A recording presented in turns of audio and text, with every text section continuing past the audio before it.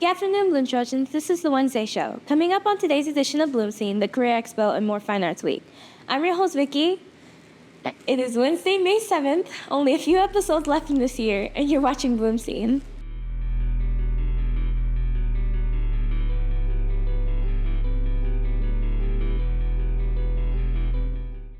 Now for our top story. Attention future AP Literature and Composition students for next school year. There will be an after-school meeting on Wednesday, May 14th in the Little Theater at 2:55 p.m. You will pick up your summer work packet, hear a brief explanation of the assignment, and have a chance to ask any questions you may have. The meeting will be short, about 20 minutes, so please plan ahead for your transportation home.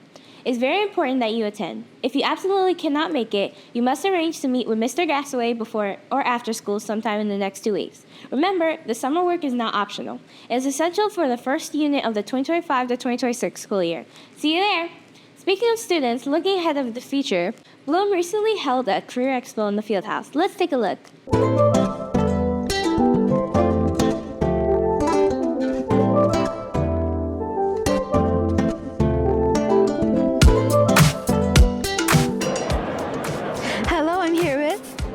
Mendoza. And why is it important to attend a career fair? It's important because it helps students figure out what they're going to do over the summer instead of just laying around and doing nothing. Hello, I'm here with Osvaldo Munoz. And what is the importance of attending these career fairs?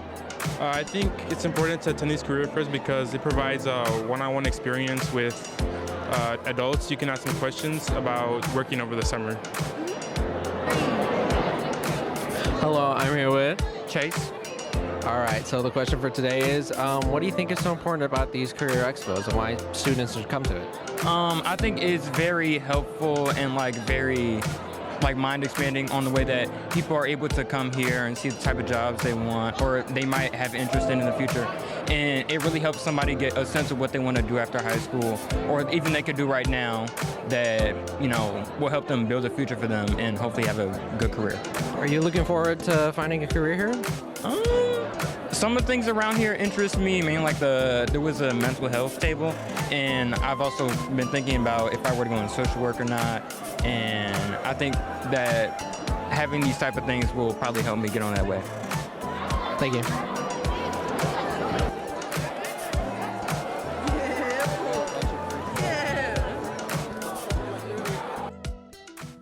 It is never too late to think ahead. Finally, we want to thank all the students, faculty, and staff who made Prom 2025 a success. Congratulations to this year's prom king and queen, Emmanuel and Layla. That's it for announcements. Let's take a look at activities.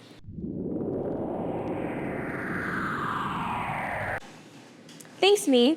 Bloom students still have work on display in the 51st Annual Tri-Country High School Art Exhibition at South Shore Art Center in Munster, Indiana. The work is on display until May 11th in the Art Gallery. South Shore Arts is located at 1040 Ridge Road, Munster. Please contact the gallery directly for additional gallery hours. Bloomshire also has its students' work on display. The names of Bloom students who have work on display are on the screen now. Congratulations are in order for Jashana Cody, who won an award of distinction in the art show. Speaking of art, the art department is holding their annual empty bowl pottery sale. Here's Ms. Gowen to tell you more. Hi, I am Ms. Gowen. I am the ceramics teacher here at Bloom High School. And I just wanted to give a little promo to our Empty Bowl project this year. Empty Bowls is a project that was started back in the early 90s by high school students in Michigan. And the point was that they would make bowls, and all of those bowls would raise money for the local food pantry or food drives. So we have done this at Bloom High School now for about 5 years, I believe. And every year we get a nice collection of bowls. This year, this is just a small collection of what we have. We will be posting an online auction for teachers, staff, students, the community. It'll go on our socials and all that. And usually every year we do at least anywhere between $800 to $1,000 raised from the bowls that the students make. And all of that goes to our local Jones Center. And not only does it stock their food pantry, but it also goes towards programs for the kids.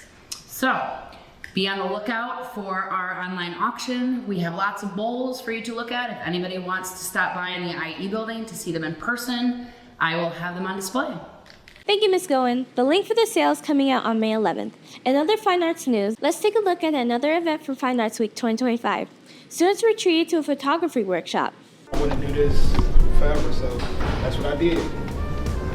So since then, I got to work with artists like Belmont, Hot Mulligan, Wiz Khalifa. And why are these workshops important for kids?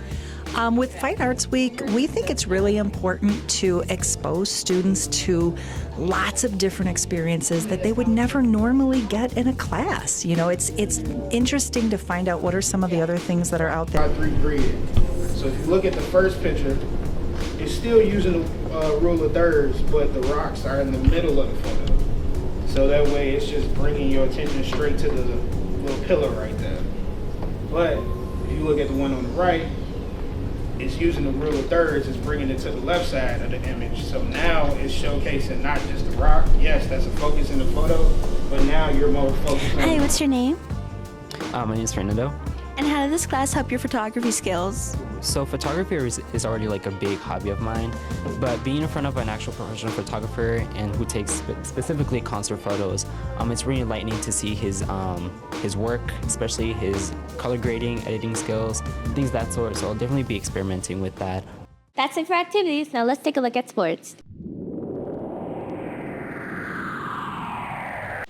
The girls' soccer team defeated Beecher yesterday 4-3 in overtime. They played Moments yesterday, but we don't have a score yet. The girls are currently 16-2 in overall, 8-1 in conference. The girls' soccer team is still ranked second in the Southland Athletic Conference. They face Kankakee today and Rich Township on Thursday. The baseball team is currently 10-11 overall, 9-3 in conference. They take on and Troy-Sick Charter today and Moments on Friday. The softball team is currently 12-8 overall, 9-1 in conference. They are still ranked first in conference. They face ICSD on Wednesday and Wilmington on Thursday. The boys volleyball team is currently 7-8 overall, 1-3 in conference. They face Juliet Central today and Cremoni on Thursday. That's it for sports. That's BloomScene. Teachers email your announcements to Mr. Cook. We will see you here again soon.